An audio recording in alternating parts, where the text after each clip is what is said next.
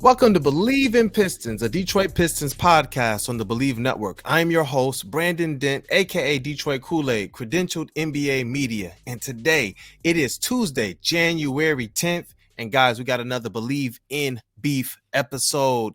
This time I had to go get my guy, Sean Murphy, to join me. This time, though, we're talking about, do you believe in beef stew? Is Isaiah Stewart the long-term starter for the Pistons right now? The trajectory is the 4 spot. That's where he's shown to be a little bit better. That's where things actually, Sean, I know we were talking a little bit beforehand, and you said you like the way he's actually shown to be proficient in a lot of different things. But stretch 4 right now is where he's projecting to play long term. I got to do another article about it over on woodwardsports.com, so definitely go there and check it out. Sean Murphy as well. We're going to have him introduce himself in a minute here, but he also does Pistons coverage as well as NBA coverage at Woodward Sports, as well as premier NBA coverage at From Half Court. So you definitely want to be able to go and give that a follow. But Sean, definitely tell the people more about yourself, where they can find you. And I hope you brought the bag of tricks today. Oh, Kool-Aid, my guy. You know the bag of tricks is always coming, especially when you're calling.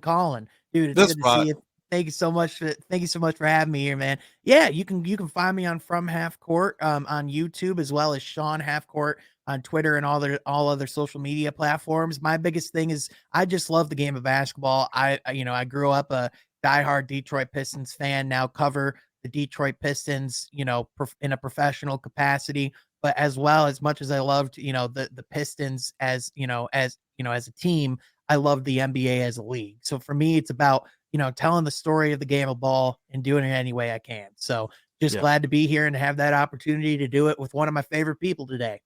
Listen, guys, listen. It's awesome when what you do can align with the talent and the level of professionality that your associates have as well. And I'm glad that in this kind of NBA coverage world, and for me specifically Detroit Pistons world, I'm able to do this type of content, this type of talk, these types of breakdowns with somebody who's as knowledgeable, well studied, and well versed. I'm grateful to kind of run these platforms and partake on some of the different things that we talk about basketball-wise. And just as a person, those things matter, folks. Get you some good people in your corners. You're my guy, Kool-Aid. I believe in that. You're my guy, Kool-Aid. Let's rock. Let's talk beef stew, baby. We're going to get into it. So look, guys, beef stew. To start this year, man, the Pistons big man, he started off as a 5. And it wasn't that he wasn't doing a good job. It's just that the balance wasn't right because Bojan Bogdanovic, bless his soul, for everything he does right, he cannot defend the 4, so he is not the 4. We all knew that coming into the season. Bogey needed to be at the 3, but with everything that the Pistons had and everything they were trying to figure out, they started off what they thought was going to be their best lineup, and obviously Marvin Bagley started off the year hurt. Sean, man, you got any comments on that though? Yeah, absolutely. It was definitely not the greatest start for him. Isaiah Stewart was doing everything that he could, but it was at a certain point, it was like, get this man some help, because it just felt like that front line had almost no resistance with that lack of length. And as much as Isaiah Stewart can add and bring on the court, he does have those physical limitations, and there's only so many things that he can do. So, with that, I think, the conversation that we're about to have and kind of the big picture conversation is, where does Isaiah Stewart better fit? Perhaps it's at that 4 position. Yep, the 4 position starter off the bench. And I know that, you mentioned as well as I, and we've discussed it, that on these Coach Casey teams, it's not about the start or if they come off the bench, but we got to have some fun here, bro. We got to put this in stone. We have to tell the people, is he going to be the long-term starting 4? Look, I don't have any problem getting the egg on my face. I'll get the egg on my face. I'll get the season cold takes if mine is wrong. I'll go there, man. I'll go there. But I think people will be surprised because, as we get into the article here, shout out Woodward Sports again. That's what we cover, Pistons, NBA. Sean also absolutely covers NBA. My writing's there as well. Yep. Yes, definitely. And I'm going to bring Sean on to break down one of his articles on a future episode as well. I love the way that he looks at the game. Oh yeah, it's going to be fun, brother. It's going to be fun. We might have to do this on a Killian one, man. I've been tracking Killian throughout. So, but yeah, look, The question is simple. Do you believe Isaiah Stewart will prove to be the Detroit Pistons' long-term starting power forward? The article continues that the arguments that were made to start the season centered around his ability to stretch the floor effectively. Me personally, I thought and I personally wondered if he'd be able to rebound and patrol the paint at an effective enough rate. And at 6'8", he isn't necessarily on the taller side of players playing his position, which was interesting to me because when they talk about Isaiah Stewart, we hear a lot of different intangibles, and one of the players that best equates to is Al Horford. Which I don't know why I didn't think this when I heard him say, "Hey, look, man, I was watching a lot of tape and studying a lot on Al Horford." When I first heard that, my ears perked up, like, "Oh, that's actually really good. That's like a really good thing." Like, Right. Sean, what were your thoughts when you heard Isaiah Stewart say Al Horford? When you saw the comments, when you heard him say these things, Al Horford is the guy that he's going to try and pattern his game after, especially when we know Al Horford was a guy who, midway through his career, got those threes. What was your initial thought? I mean, in my head, to be honest with you, it was fireworks from a basketball analyst perspective. There are few better players that you can mirror your game off of than Al Horford, in the sense that he's a type of player that fits in any era. The type of basketball that he plays, the frame that he's built with. I mean, a point that you brought up earlier when we were talking about this, off cam, was, Al Horford, he was a guy where, at one point in his career, he was just sheerly a post player. And then, at a certain point was able to turn Yeah. into, a guy who could bang and play in the post and guard those interior bigs if you needed to, but also a guy who was a perimeter presence, a guy who could shoot, as a guy who could, Yeah. be out and shoot threes as well and do more different things. And so I think, when you look at a guy like Al Horford, he's the type of guy where it's just, how can I help my team win? How can I fill in the blanks? And that just seems, not only from a Yeah. personality standpoint, a good fit for Isaiah Stewart, but schematically and, from a flow standpoint, a good spot for him too. You know what?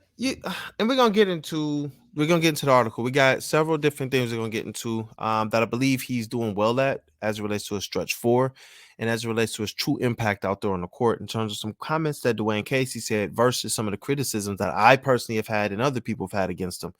But you just brought up something really, really good here. I'm gonna go off script a little bit. I want you to be able to talk on when Isaiah Stewart is saying it, and you touched on a little bit. What are some things specifically that you liked about Al Horford's game that you see in Isaiah Stewart, or that you hope that as you see him maturing that he can get to? I want to kind of be able to pick at that a little bit before we get into what my assessment was. Yeah, for sure. I mean, first of all, I think one of the big things is, his overall IQ, just his intelligence, the way that he's attacking the game. The number one thing you can tell with Al Horford is on both ends of the ball, he's just looking for ways that he can contribute, or ways that he can help his team. So for example, if he sees like one of his guys like Jason Tatum, or if it was like, Josh Smith back in the day, or like whoever he was playing with, he's great at setting picks. He's great at, he's great at Ooh. playing in space. He's great at, contributing in that sense. And that's something that we've seen Isaiah Stewart already be able to do. But at the same time, Al Horford's a guy that if you need me to put the ball, the ball on the court, I can. If you need me to shoot from the mid range, I can. If you need me to shoot from beyond the arc, like, I can. It's just put me where you need me. I will do it.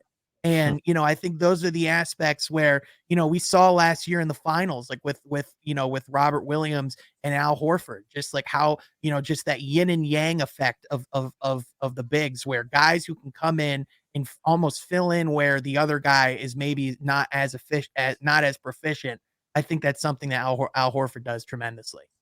I like that. I like it. Look, guys. That's why we had to have NBA Sugar Sean on today. We had to. Man, listen. Like I told you guys, he takes the NBA serious. The coverage is not just on an analytical level, but it's just from years of watching the game, years of studying the game, years of doing this type of content as well, and making sure that you guys going to check out that From Half Court. You understand why we had to have him on this one to talk about NBA perspective compared to our Pistons perspective. I don't want you all to come at me and just say, hey, He's saying that these things can be these ways because of X, Y, and Z, his biases or his this, or he's just clued in. I might be clued in on the Pistons, but I love the focus that Sean has on the NBA. I agree with a lot of things that you're saying. One of the things that you started off with that I didn't really think about, the pick and roll. I think Isaiah Stewart has gotten much better at the screen pick and roll game, as has, just side note, Jalen Duren as the season has gone on. So Absolutely. that's one of the biggest things that I believe is going to open up Isaiah Stewart's game, because I don't believe, like like you stated, his dribble ability. I don't think there's very many 4s or 5s, or even if he does a pick and roll and has a 1 or a 2 on him, that can really stay with him. I Yeah. just don't. And we see it. We see it when he kind of gets to going, when he kind of gets to moving in space, he makes a beeline to the rim and he's there. So that's a really, really great point that you brought up. Well, and the other thing too is, you can even set as great of a screen as you want, but at the end of the day, when they don't see you as a threat to score the basketball, when they don't see you as a realistic, from any point of the court to actually put the ball in the net, that limits what the pick and roll can actually be. But now Yep. that now that there's the shades of the things in the elements that he's adding to his game, and since he's going after that, Al Horford type of, versatility. Al Horford, I like to call him the Swiss Army knife of the NBA. Like the do it all. And Yep. that's exactly, the type of form he wants to follow. Yep. And I love that. And as we're talking about more of what Isaiah Stewart mentioned when he was talking about this Al Horford type of a role, one of the big things that everybody instantly thought about was, like we said, the threes, man. Can he stretch the floor on the offensive side? Now, we know defensively he could play in the paint. He could play in the as well as on the perimeter, and he can switch, and he's doing that pretty well. But on the offensive side, was he going to be able to have a big enough impact to be able to quell some of the critics and some of the criticisms that people have continued to kind of hurl at him as it relates to who is Isaiah Stewart long term?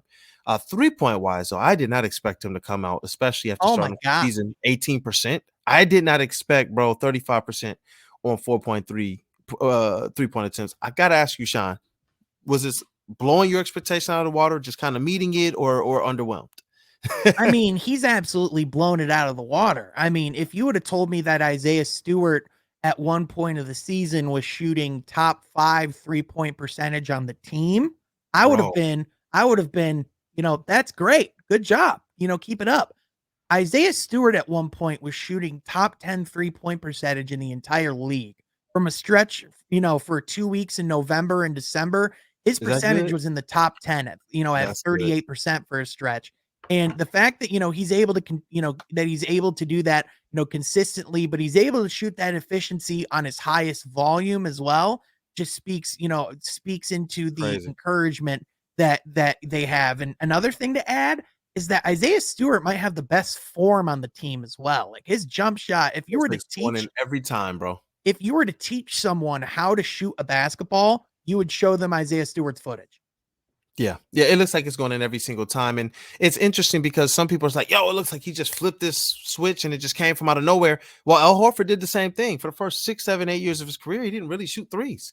About year 6 or 7, he started getting about 0.4, 0.5 threes a game. And then like year 7 or 8, it was just like, hey, I'm shooting 3 to 5 3-pointers a game.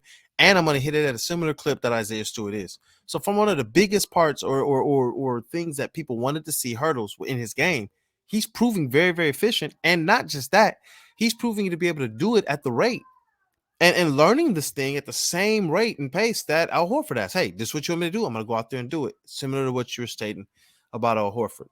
Yeah. We talk about those rebounding numbers, and this is one of the things that I discussed. I've been really big on this. It was in our over-under competition for the Pistons preseason. Is he going to get over 10 rebounds? We talked about, is he going to average a double-double? And honestly, I think he's starting to shove this in my face a little bit like Kool-Aid. You don't matter because I can do so many other things that you just didn't even know. We was talking about, can he get a double-double before he was hitting threes? Now he's hitting threes, and it's like, okay, because this is the thing.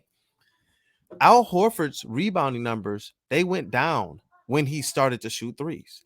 Mm-hmm. We've seen Al Horford in his 3-point shooting years. Did we ever think that his impact in the paint was low? Absolutely not. We Never. also the other Even thing though as those well. rebound numbers went down. The other thing as well is that Isaiah Stewart's rebounding numbers are down certain nights because he now has a teammate next to him that's one of the best rebounders in the game of basketball, and he's only 19 years old. So Great that's part point. of why his rebound numbers might not always get there. But the fact that he's consistently averaging seven rebounds a game, two of those being offensive rebounds, which for a guy who's undersized, the fact that he's getting you at least 2 second chance opportunities on the offensive end is something that's absolutely huge. And again, just speaks to the motor that he has. Yeah. And it's awesome. It's awesome. It really is. Because the motor is the part that nobody questioned would be Stu. It was the skills. People were like, well, what else is he? We know he's rugged. We know he plays physical. We know he gets in the paint and battles, but what else is he? Then we started seeing him defend people on the perimeter. Then we started seeing him take people off the dribble. Now we're seeing him add 3-point shooting, and not just 3-point shooting. How many times we see guys say they were working on 3-point shooting and it didn't look like they were 3-point shooters at all, and they didn't understand the flow of the game. Just because you open don't mean you have to take it.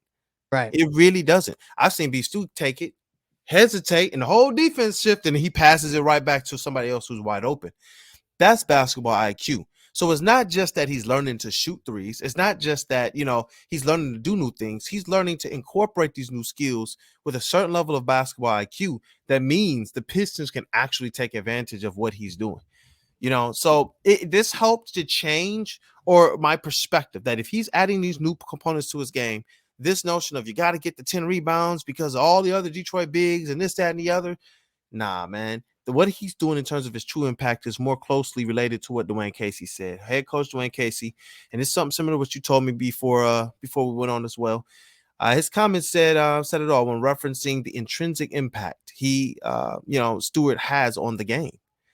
He said Isaiah Stewart, is not always perfect, but he's the spirit of the team. He is the energy. That was at the last game, and it was interesting because that was a game where he had to play center in a pinch because of some injuries and some guys weren't out and they had to shift the lineups. I know Jalen Duren didn't play last game as well against Philadelphia 76ers.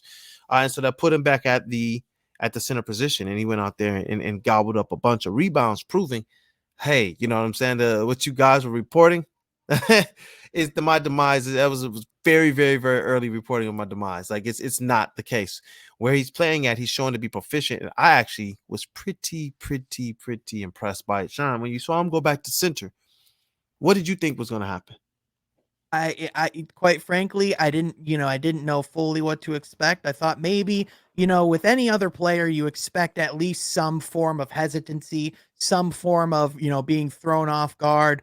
But I think, with Isaiah Stewart, I think he's shown a form of track record that he shows up ready to play whatever position he's thrown in. I feel like you could throw him into point guard tomorrow, and at the very least, with the effort and intensity that he goes at it, he would at least have some base level of what to do. Like that's what I've been incredibly impressed by. So, obviously he's had experience playing at 5 for years. We've seen at times that he can be effective at the 5, but even then, like you said, changing and instinctively playing more in the perimeter, it can be harder to bring yourself back in and to play that anchor role again. So, the fact that on a pinch he can change, he can make those adjustments and, thrive in those adjustments. That's what you want. Yeah, it's not like his perimeter play has shocked or shuttered his aggressive, rugged style of play that he's always had. And that's awesome to see because usually you see these guys start dribbling and shooting threes, they get more finessey. That's kind of what happened with Andre Drummond. He had that dunk everything year, and then after that, it was learn to shoot threes, and everything started to get real like finesse and dribbles. I'm trying to cross, let me do in and outs, and it was just like, bro, you're 6'11". And this this is why Troy Weaver. This is why Troy Weaver's special. This is like the important thing about Troy Weaver, because he says you look at the people first before you look at the prospect. Exactly. And when you go and do the scouting and look at the background, you see Isaiah Stewart's this kid from Rochester, New York, who's been boxing all of his childhood. This is just what this kid does. So yeah, man, he will never be the glitz and glamour guy. We'll never have to worry about finesse and finagling with him because that's just who he is. Yep. And it's awesome here too. I got the what needs to improve. And the reason why I say it's awesome is because when we talk about his improvements, we can almost talk about it in the sense that we know he's going to get there. That's what I like about Isaiah Stewart, is that this year he's done things that at the end of last year, people saying, why he's shooting threes? Because he's not going to be a 3-point shooter. That's why he's doing it.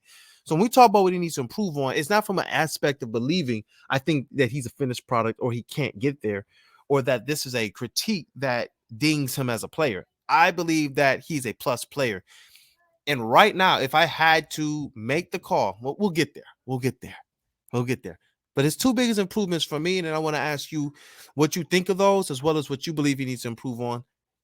I think he has the ability to be a good playmaker, and he's shown the flashes. But I would like to see his assists go up, similar to Al Horford's. Al Horford was a guy who could play make for his team, no matter where he was on the court, outside, inside, post play, post passes, and things of that nature. And I know with the Pistons, they got a lot of ISO guys who have to have the ball in their hands. But it would be interesting to see if he could play in that bench unit and be able to if and be able to, you know what I'm saying, really, really, really be able to play Mac. The other aspect of it that I thought he needs to improve on, but I believe he can get there, is his individual post defense. And he's acknowledged that he's still learning this aspect of that game. He's still learning it. But I believe he's going to get there. I can tell he's not necessarily satisfied with where he's at, but I want to see him get there, man. I just wanted your take on it before we wrap this thing up and bring it to a close, on what you believe as it relates to his assists and as it relates to his defense and anything else you believe he needs to improve on. And if you believe what Stewart is going to be, is he that long-term starter? And if not, what do you believe he will be? Yeah, listen, I mean, I think you touched on a lot of good things there. I think, defensively, we've touched on his versatility and his ability to switch, but, versatility is a great skill, but at a certain point, it's not just about being good at a lot of things. It's about perfecting and being great at specific things as well. We talk about guys, like Al Horford, and he was a specialist who could do a little bit of everything really well, but he had those elements where he was great. And the elements where Al Horford was great was his consistency on the defensive end, his consistency rebounding, and also, just his instinct to score since he's come in the league since day one. Right. So for Isaiah Stewart, I would say, his inherent skill that he came into the league with was hustle and heart, which is an absolute great thing to have. But he came in also very raw as a basketball player. So for him, for him, it's just continuing to perfect those things that he's already doing right now. From a shooting standpoint, I think he's well on his way. I think it's much more handling the basketball, having moments where he'll need to have the ball in his hands and he'll need to help and create and initiate things at times that they need to. Because as we've seen this season, you'll never know when you'll need to count on guys like that to really go out and create a bucket for you. You're overall, right.